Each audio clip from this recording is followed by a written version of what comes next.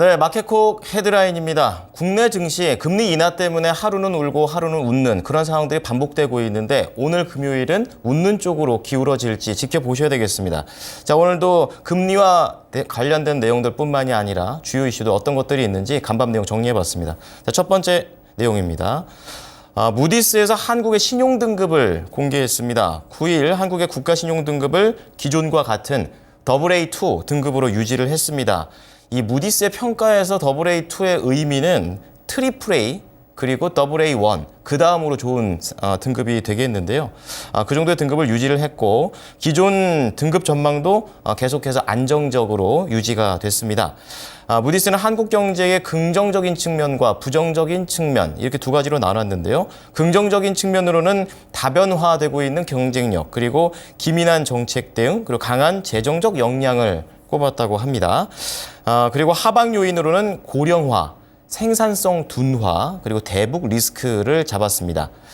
그리고 무디스는 올해 한국의 경제가 반도체 호조와 설비 투자의 회복 등을 바탕으로 해서 2.5% 성장할 것으로 전망을 했고요. 앞으로 수년 동안 생산성 둔화와 같은 영향으로 다른 선진국들과 비슷한 수준인 2% 내외의 성장률에 머무를 것이다 라고도 예측을 내놨습니다. 또한 그 세부적인 내용들 중에 반도체 내용이 있어서 가지고 와봤는데요. 이 반도체 산업을 중심으로 나타나고 있는 미중 무역 갈등 이것과 관련해서도 한국은 다행히 공급망에서 한국의 지위가 크게 영향은 받지 않을 것이다 라고도 판단했습니다. 자, 다음 소식 체크해 보겠습니다. 유럽에서는 금리 인하에 대한 기대감이 나오고 있습니다. 앞서 얘기를 들으셨다시피 어제는 스웨덴 그리고 오늘은 또 영국 그런 내용들이 계속 나오고 있습니다. 독일 증시가 또 계속해서 사상 최고치를 경신하고 있고 영국 증시도 계속 고가 수준을 유지하고 있는데요. 그중에 독일입니다. 자, 계속 실물 경제 침체 우려에도 불구하고 계속 사상 최고치를 돌파하고 있습니다. 이 독일의 닥스 지수는 최근 한 달 동안 3.3%, 올해 들어선 11% 올랐고요. 지난해 10월 말 저점 대비 상승폭이 27%가 넘습니다. 이러한 증시 고공행진의 배경에는 유럽 중앙은행이 다음 달 기준금리 인하를 시작할 것이다 라는 기대가 반영됐다라는 분석이고요. ECB 당국자들이 다음 달 금리 인하를 강력히 시사하는 발언들을 내놓은 것들 그리고 시장의 금리 인하 시점보다 폭으로 관심을 옮겨가는 분위기다라고도 얘기를 했습니다.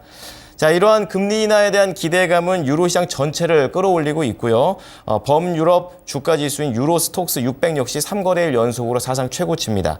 일부 전문가들은 독일의 실물 경기가 이미 바닥을 찍고 올라갈 준비를 하고 있다라고도 평가했습니다. 자, 다음은 국내 밸류업과 연관성이 좀 있어 보여서 가져온 내용이 되겠습니다. 미국의 상장사들이 자사주 매입을 늘리는 분위기로 가고 있다라고 얘기를 하고 있는데요. 자, 이 자사주 매입이라는 거는 회사가 자기 회사 주식을 사는 거죠. 그렇기 때문에 주주들 입장에서는 긍정적인 재료로서 작용을 하고 있습니다. 세부적인 내용을 보면 올해 이 빅테크를 중심으로 미국의 상장 기업들의 자사주 매입 규모가 크게 늘었다라고 월스트리트 저널이 현지 시간 9일 보도했습니다. 보도에 따르면 스탠다드&푸어스 500 지수의 구성 기업들은 지난 6월 6일까지 이루어진 1분기 실적 발표에서 올해 1월부터 3월 중 총 1,812억 달러, 우리나라 돈으로 247조 원 규모의 자사주를 매입했다고 얘기를 했습니다. 이 지난해 1분기 대비해서 16%가 늘어난 수치가 되겠고요. 그중에서도 돋보이는 기업이 메타, 애플, 그리고 넷플릭스, 엔비디아 이러한 빅테크들이 들어있다는 내용입니다.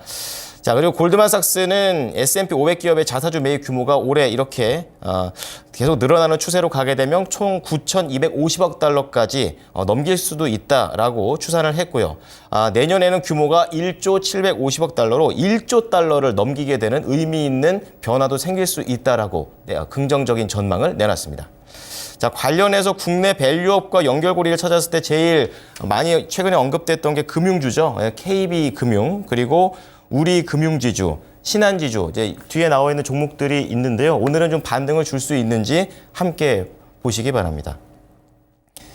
자, 다음은 넷마블과 관련된 내용이 되겠습니다. 하이브의 지분을 매각했다라는 그런 내용이 돼서 시간 외에서도 좀 강하게 움직이는 모습을 보여줬었는데요. 하이브의 지분 110만 주, 약 2.6% 수준입니다. 2,198억 9천만 원에 매각한다고 밝혔습니다. 공시 내용이 되겠고요. 이번 처분 목적과 관련해서 넷마블은 보유 주식 매각을 통한 유동성 확보다라고 기재를 했고요. 이렇게 되면서 넷마블이 보유한 하이브의 지분은 기존의 12%가 살짝 넘었었는데 9.4%까지 내려갑니다. 넷마블 관계자는 보유 중인 하이브의 지분의 일부 매각을 통해서 인수금융 차환 금액을 축소하고 재무 건전성을 확보할 계획이다라고 얘기를 했고요. 남은 지분에 대한 추가적인 매각은 고려하고 있지 않다라고 선을 그었습니다. 자, 관련해서 넷마블이라든지 하이브 오늘 주식시장에서 어떻게 움직이게 될지 함께 연결해 보시기 바랍니다. 다음 두 가지 내용은 시간 외 상한가 간 종목들을 중심으로 이유가 될 수 있는 재료들을 가져와 봤는데요. 바로 이렌시스와 관련해서 삼성전자 얘기입니다. 자율주행 대신에 로봇 연구에 집중을 할 것이다라는 단독 기사가 나왔습니다. 자, 애플이 10년 동안 공들여온 자율주행 전기차 개발에서 이제 손을 뗐습니다.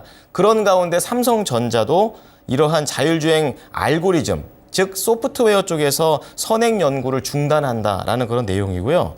상용화 전망이 불투명한 자율주행 대신에 미래 먹거리 기술인 로봇 연구에 매진한다라는 계획입니다. 업계에 따르면 삼성전자 반도체 부분의 선행 연구를 담당하는 SAIT, 이게 삼성종합기술원, 옛날 이름이 이건데요. 이날 연구과제에서 자율주행을 제외하기로 최종 결정했다라는 얘기입니다. 자, 여기 내용에 따르면 자율주행 소프트웨어 연구에 투입됐던 개발 인력을 로봇 인텔리전스 연구로 전환해서 인간형 로봇을 비롯한 미래 로보틱스 연구를 진행한다라는 내용입니다. 디바이스 경험 부분의 산하 선행 연구 개발 조직인 삼성 리서치 역시 현재 자율주행 관련된 연구를 진행하고 있지 않고 이번 결정으로 삼성전자의 자율주행 관련 연구는 사실상 중단됐다라는 그런 평가를 받고 있습니다. 그리고 삼성 리서치 쪽에서는 인사 이동도 나오게 됐었는데요. 기존의 이 로봇 센터를 운영 중인 이 삼성 리서치는 미국 엔비디아의 자율주행 로봇 전문가인 권정현 매니저를 상무로 영입했다는 내용이 나오게 되면서 이러한 내용들에 힘을 받쳐주고 있습니다. 자, 관련해서 이렌시스 시간 외에서 상한가 나왔고요. 또 삼성과 관련 있는 레인보우 로보틱스 오늘 강하게 시세 나올지 찾아보셔야 되겠고 또 연결고리가 있는 삼익 THK와 관련해서도 보시기 바랍니다. 자, 마지막 소식 체크해 보겠습니다. 이것도 역시 시간의 상한가 신성홀딩스가 됐는데요. 식량 부족에 대한 우려가 상한가로 가게 하는 재료가 됐습니다. 최근 브라질에서 80여 년 만에 최악의 홍수가 발생을 했습니다. 그래서 농가들이 상당한 피해를 입었고 이런 가운데 추가로 러시아에서도 서리로 인한 농작물 피해가 확산이 되면서 전 세계적인 식량 부족 사태가 연이어 발생을 했습니다. 그래서 이로 인해서 반사수의 기대감이 있지 않을까라는 것이 주가에 영향을 끼쳤는데요.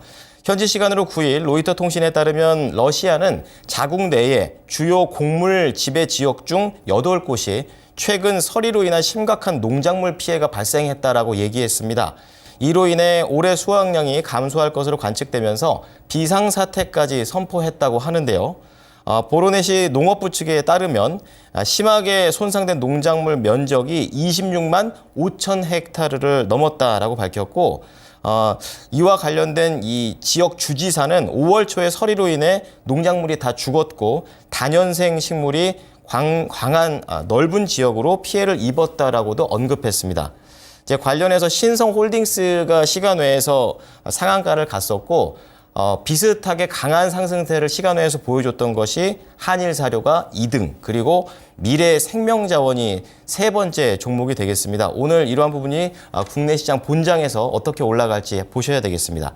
지금까지 마켓콕 헤드라인이었습니다.